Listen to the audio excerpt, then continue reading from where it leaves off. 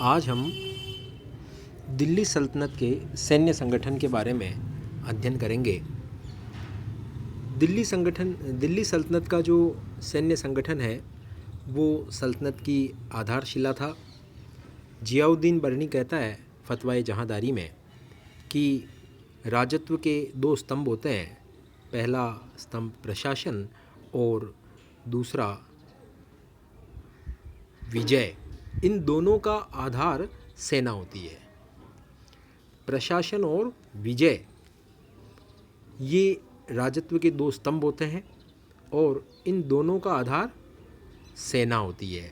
प्रशासन भी सही तरीके से तभी अपना कार्य कर पाएगा जब सैनिक समर्थन उसे पूरा मिले, सैनिक सहायता उसे पूरी मिले। और विजय, राजत्व का मतलब राज्य, सुल्तान अगर शासन करता है तो उसे निरंतर अपने साम्राज्य का विस्तार भी करना पड़ता है, विजयें प्राप्त करनी पड़ती है, शत्रुओं से अपनी रक्षा करनी पड़ती है। तो उसका आधार भी क्या होती है? सेना। तो जियाउद्दीन बर्नी का जो ये स्टेटमेंट है फतवाए जहांदारी के अंदर कि राजत्व के दो स्तंभ होते हैं, प्रशासन और विजय, और इन दोनों स्तंभों का आधार सेना होती है। जियाउद्दीन बर्नी कहता है कि राजत्व ही सेना है और सेना ही राजत्व। सुल्तान सैन्य ढांचे पर विशेष ध्यान रखते थे। पूरे सल्तनत काल में सैन्य ढांचे पर विशेष ध्यान रखा गया। सेना का वैसे तो सबसे सर्वोच्च नियंत्रक सुल्तान ही होता था, लेकिन सुल्तान की सहायता के लिए सैनिक अधिकारी भी होते थे। हम ये कह सकते हैं कि सेना का जो महासेनापति होता था वो सुल्तान ही होता था। पूरे गुलाम वंश के काल में, मतलब 1206 से लेकर 1290 तक के पीरियड में केवल एक बार रजिया के शासनकाल में सेनापति की नियुक्ति की गई। ये बड़ी इंपॉर्टेंट बात है। बाकी महासेनापति कौन होता था? स्वयं सुल्तान। रजिया के काल में सेनापति अलग से बनाया गया। बलबन के समय में भी एक सैन्य विभाग बनाया गया, सेना को अन्य विभागों से अलग किया गया और दीवाने आरिज ये विभाग का गठन किया गया, जिस पर पहली नियुक्ति इमादुल मुल्क नाम के व्यक्ति की गई। ये आरिज मुमालिक बनाया गया, सैन्य विभाग का प्रमुख बनाया गया। सैन्य विभाग भी अन्य विभागों की तरह एक विभाग था जो बलबन ने बनाया। जैसे वित्त विभाग होता है दीवाने विजारत, उसी प्रकार सैन्य विभाग का गठन किया बलबन ने, जिसको नाम दिया दीवाने आरिज, और उसका प्रमुख होता था आरिज मुमालिक। और इस पद पर इमादुल मुल्क की नियुक्ति सबसे पहले बलबन ने की थी। बाकी महासेनापति या सर्वोच्च सेनापति तो सुल्तान ही होता था, और ये जो आरिज मुमालिक होता था ये सैन्य विभाग का प्रमुख होता था अन्य विभागों की तरह। बलबन कहता है, बलबन ने सबसे पहले ये केंद्रीय सैन्य विभाग बनाया था अलग से, दीवाने आरिज। बलबन कहता है कि मैंने अपना समस्त राजस्व सेना को शक्तिशाली बनाने में खर्च कर दिया। बलबन ने अपनी सारी जो इनकम थी, जो भी आमदनी होती थी, वो सारा राजस्व उसने किस में खर्च कर दिया? सेना को शक्तिशाली बनाने में खर्च कर दिया, ऐसा बलबन स्वयं लिखता है। अब सेना का विभाजन दो श्रेणियों में होता था, एक तो सवार ए कल्ब और दूसरा हश्म ए अतरफ या हश्म अतराफ। सवार ए कल्ब को देखें हम तो यह केंद्रीय सेना थी जो सुल्तान के प्रत्यक्ष नियंत्रण में रहती थी। सवार ए कल्ब क्या थी? केंद्रीय सेना थी जो सुल्तान के प्रत्यक्ष नियंत्रण में रहती थी। ये सुल्तान की केंद्रीय सेना थी। इसे हश्म ए कल्ब या कल्ब ए सुल्तानी भी कहा जाता है। इसी में से निर्मित एक नया वर्ग बंदगान ए खास या खादम ए खास भी होता था। तो सेना की पहली श्रेणी केंद्रीय सेना की थी, जिसको कहते थे सवार ए कल्ब। दूसरी श्रेणी होती थी सवार कल्ब के अलावा, दूसरी श्रेणी थी प्रांतीय सेना की, जिसको कहते थे हश्म अतराफ। अब सैनिक दो तरह के होते थे, स्थायी सैनिक और अस्थायी सैनिक। सैनिक भी दो तरह के होते थे, स्थायी सैनिक और अस्थायी सैनिक। स्थायी सैनिक को कहते थे मुरत्तब और अस्थायी सैनिक को कहते थे गैर वजहिस। स्थायी सैनिक मुरत्तब या वजहिस कहलाते थे और अस्थायी सैनिक गैर वजहिस कहलाते थे। इसके अलावा एक शब्दावली और आती है, खास खेल। ये सुल्तान के सैनिक होते थे। खास खेल कौन होते थे? सुल्तान के सैनिक होते थे। अब ये तो सेना के विभाजन की बात कर ली हमने। सवार कल्ब केंद्रीय सेना, हश्म अतराफ या हश्म अतराफ प्रांतीय सेना, और सैनिक भी दो प्रकार के पढ़ लिए हमने, स्थायी सैनिक वजहिस और अस्थायी सैनिक गैर वजहिस, और सुल्तान के सैनिक खास खेल। अब ये सल्तनत काल में जो सेना थी ये मंगोलों की दशमलव पद्धति पर संगठित थी। मंगोलों ने जो दशमलव प्रणाली पर अपना सैन्य संगठन खड़ा किया था उसी के अनुरूप दिल्ली सल्तनत के सुल्तानों ने भी अपनी सेना का संगठन मंगोलों की दशमलव प्रणाली के आधार पर किया। अमीर खुसरो और अल उमरी ने एक पुस्तक लिखी थी, मसालिक उल अबसार। तो अमीर खुसरो और अल उमरी ये दोनों कहते हैं कि सेना का जो संगठन था दिल्ली सल्तनत में वो मंगोलों की दशमलव प्रणाली के आधार पर ही था। अमीर खुसरो अपनी पुस्तक किरान उस सादेन में दिल्ली सल्तनत के इस सैन्य संगठन का सबसे पहले दशमलव प्रणाली पर आधारित जो सैन्य संगठन था उसका सबसे पहले उल्लेख करता है। इस किरान उस सादेन में अमीर खुसरो बुगरा खां और केकूबाद के बीच हुए वार्तालाप की चर्चा करता है, और इस वार्तालाप के दौरान ही वो दशमलव प्रणाली पर आधारित दिल्ली सल्तनत की सेना का जो संगठन था उसकी चर्चा करता है। अमीर खुसरो किरान उस सादेन में तुमान का उल्लेख करता है। तुमान एक सैनिक टुकड़ी होती थी जिसमें 10,000 सैनिक होते थे, ये याद रखेंगे आप। तो अमीर खुसरो सबसे पहले कौन सी सैन्य टुकड़ी का उल्लेख करता है? तुमान, जिसमें कितने सैनिक होते थे? 10,000। सेना को दशमलव पद्धति पर संगठित करने का जो पहला पूरा प्रयास था वो किया था अलाउद्दीन खिलजी ने किया था, और फिर मोहम्मद बिन तुगलक के समय में भी दशमलव पद्धति पर गठित करने का प्रयास उसके द्वारा भी बाद में सफलतापूर्वक किया गया। अब ये सैनिकों का हम विभाजन देखें दशमलव प्रणाली पर आधारित, ये आप चार्ट देखिए, इसमें 10 सिपाही मिलकर के जो टुकड़ी बनती थी, 10 सिपाहियों के ऊपर होता था एक सरखेल, 10 सरखेलों के ऊपर होता था एक सिपह सालार, 10 सिपह सालारों के ऊपर होता था एक अमीर, 10 अमीरों के ऊपर होता था एक मलिक, 10 मलिकों के ऊपर होता था एक खान, और खान के ऊपर सबसे ऊपर होता था सुल्तान। तो सरखेल, सिपह सालार, अमीर, मलिक, खान और सुल्तान, ये एक दशमलव प्रणाली पर आधारित सैन्य संगठन था दिल्ली सल्तनत में जो मंगोलों से प्रभावित था। तो ये आप सीक्वेंस याद रखेंगे, 10 सिपाही पे एक सरखेल, सबसे न्यूनतम 10 सिपाहियों की टुकड़ी का जो हेड होता था वो सरखेल, फिर उसके ऊपर सिपह सालार, फिर अमीर, फिर मलिक और फिर खान और सबसे ऊपर सुल्तान। मिनहाज उस सिराज और जियाउद्दीन बर्नी केवल मलिक का उल्लेख करते हैं, अतः इनके आधार पर हम कह सकते हैं कि 13वीं शताब्दी में सैन्य ढांचे का जो सर्वोच्च पद था वो मलिक था, खान नहीं था। मलिक ही 13वीं शताब्दी में था सर्वोच्च पद, जबकि हम देखते हैं कि मलिक के ऊपर तो 10 मलिकों के ऊपर एक खान होता है, लेकिन जियाउद्दीन बर्नी और मिनहाज उस सिराज केवल मलिक पद का ही उल्लेख करते हैं, जो उच्चतम पद उस समय था 13वीं सदी में। 14वीं सदी में मंगोलों का दशमलव प्रणाली पूरी तरह लागू हो गया अलाउद्दीन खिलजी और मोहम्मद बिन तुगलक के समय में, अतः 14वीं शताब्दी से मलिक के ऊपर खान का पद और आ गया, 10 मलिकों के ऊपर एक खान हो गया। तो ये जो सेना का जो सेना की सर्वोच्च श्रेणी अब कौन सी हो गई थी? खान। 14वीं शताब्दी में दिल्ली सल्तनत में खान शब्द का प्रयोग विशेष ये होता था, जैसे बलबन, अलमास बेग एवं मोहम्मद बिन तुगलक को उलुग खां की उपाधि दी गई थी। बलबन को कौन सी उपाधि प्राप्त थी? उलुग खां। अल्मास बेग को भी कौन सी उपाधि थी? उलुग खां। और मोहम्मद बिन तुगलक को भी कौन सी उपाधि थी? उलुग खां।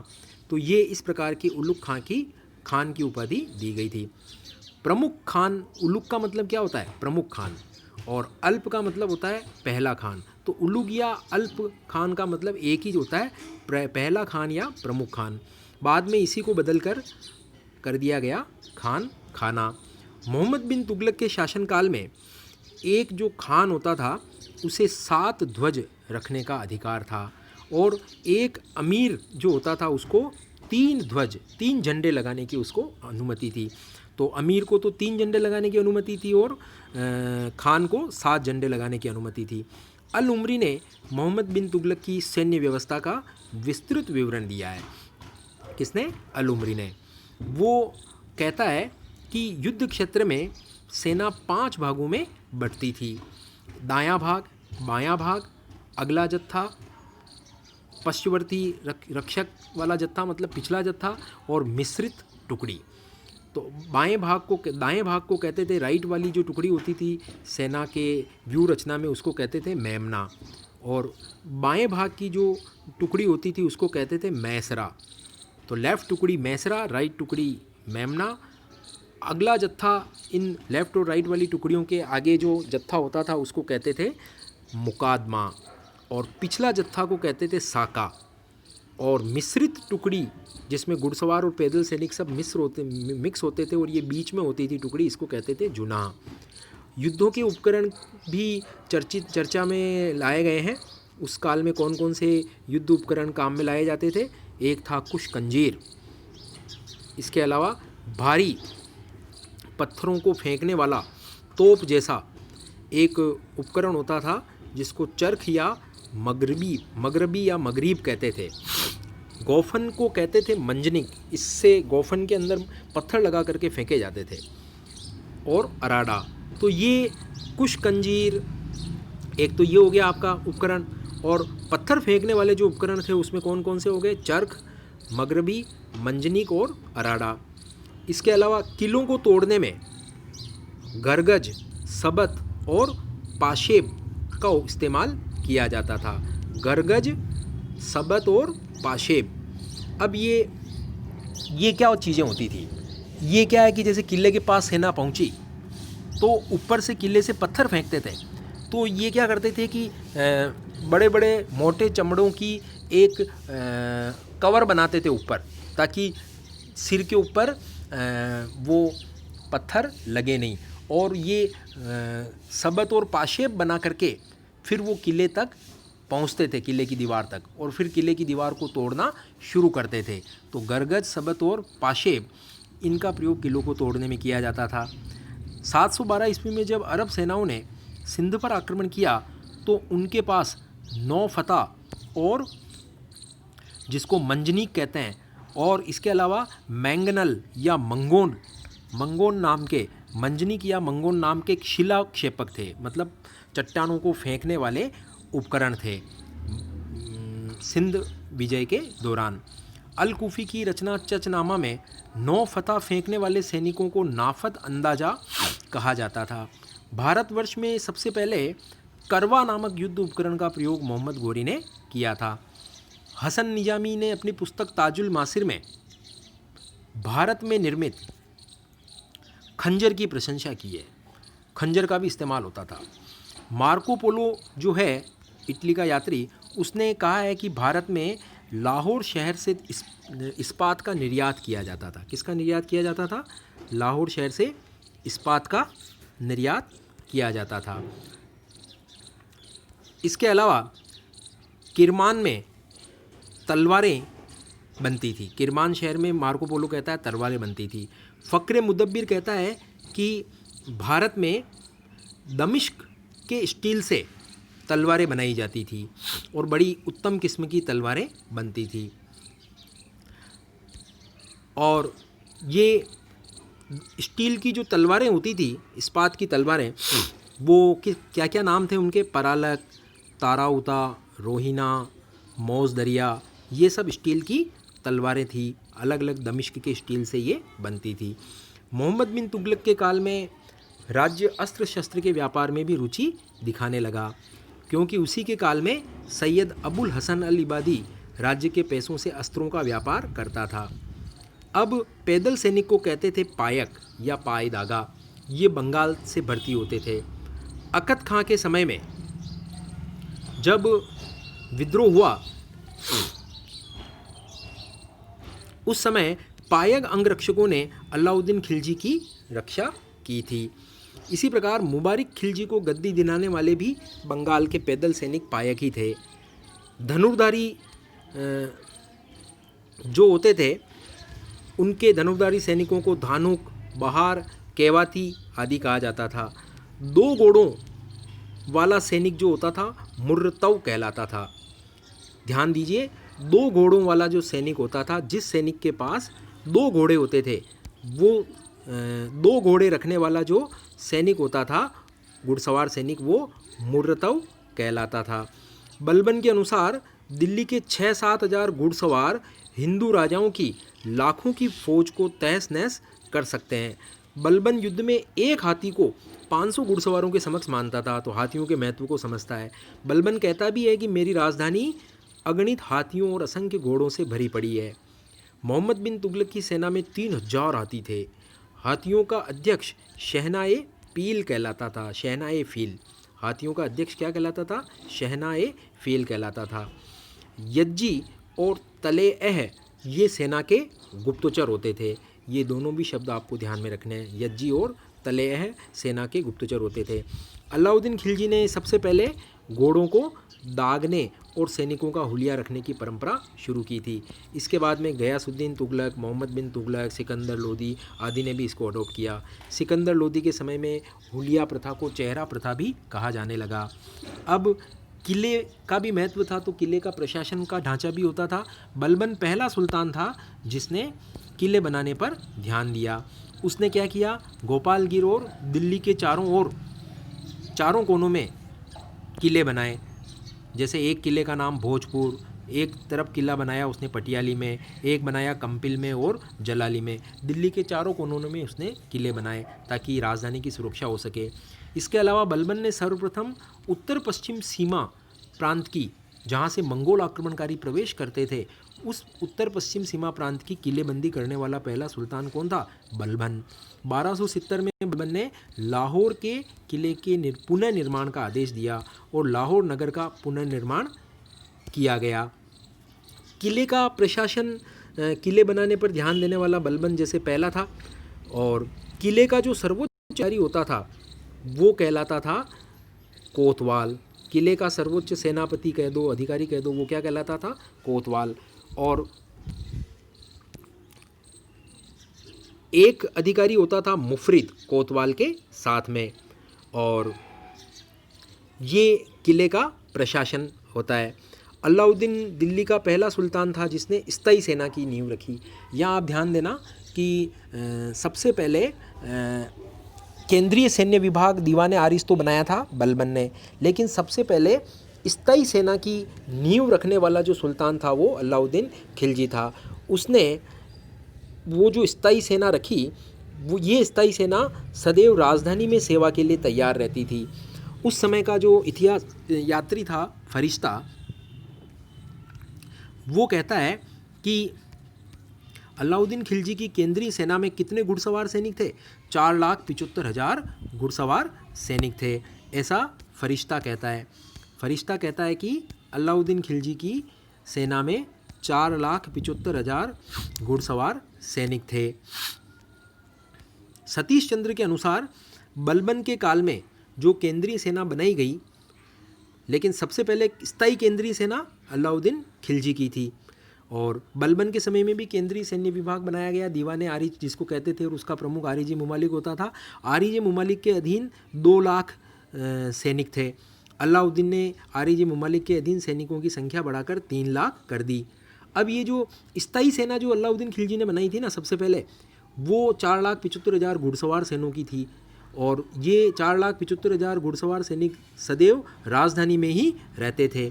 जबकि ये जो आरिजे मुमालिक के अधीन जो सेना होती थी, जो अलाउद्दीन ने जिसकी संख्या बढ़ाकर 3 लाख कर दी थी, बलबन ने उसको बनाई थी, ये सेना मूवेबल होती थी, अर्थात किसी भी अभियान पर इस सेना को भेजा जाता था। जबकि 4,75,000 अश्वारोही वाली जो स्थायी सैनिक टुकड़ी बलबन अलाउद्दीन खिलजी ने बनाई, वो हमेशा राजधानी की सुरक्षा के लिए ही तैनात रहती थी। मोहम्मद बिन तुगलक के काल में घुड़सवार सैनिक जो स्थायी या अस्थायी सबको मिला करके 9 लाख तक हो गए थे। कितने हो गए थे? 9 लाख तक पहुंच गए थे। तो मोहम्मद बिन तुगलक ने सेना के साथ स्त्रियों को ले जाने पर प्रतिबंध लगा दिया कि अब सैनिक टुकड़ियों के साथ में उनकी स्त्रियां साथ में नहीं जाएगी। ऐसा मोहम्मद बिन तुगलक ने किया। फिरोज तुगलक ने एक बड़ा गलत काम किया, उसने सैनिकों का पद वंशानुगत कर दिया। इससे सैनिकों में सेना में अयोग्य सैनिकों की भर्ती हो गई। अगर किसी सैनिक का पुत्र योग्यता नहीं रखता है तो भी वो सैनिक बन जाता था। तो फिरोज तुगलक ने सैनिकों का पद वंशानुगत कर दिया। इससे दिल्ली सल्तनत का पतन हुआ। दिल्ली सल्तनत के सुल्तानों में किसी ने भी तोप खाने का निर्माण नहीं किया था। ये बहुत इंपॉर्टेंट फैक्ट है कि तोप खाने का निर्माण किसी ने भी नहीं किया था। अंतिम सुल्तान जो इब्राहिम लोदी था, वो मुगल बादशाह बाबर के हाथों परास्त हुआ पानीपत के प्रथम युद्ध में 21 अप्रैल 1526 को। उसमें बाबर की विजय का सबसे प्रमुख कारण यही था कि बाबर के पास तोप खाना था और इब्राहिम लोदी के पास तोप खाना नहीं था। तो दिल्ली सुल्तानों में किसी ने भी तोप खाने का निर्माण नहीं किया था। तो यहाँ पर अपना ये दिल्ली सल्तनत का सैन्य संगठन वाला टॉपिक समाप्त होता है। धन्यवाद।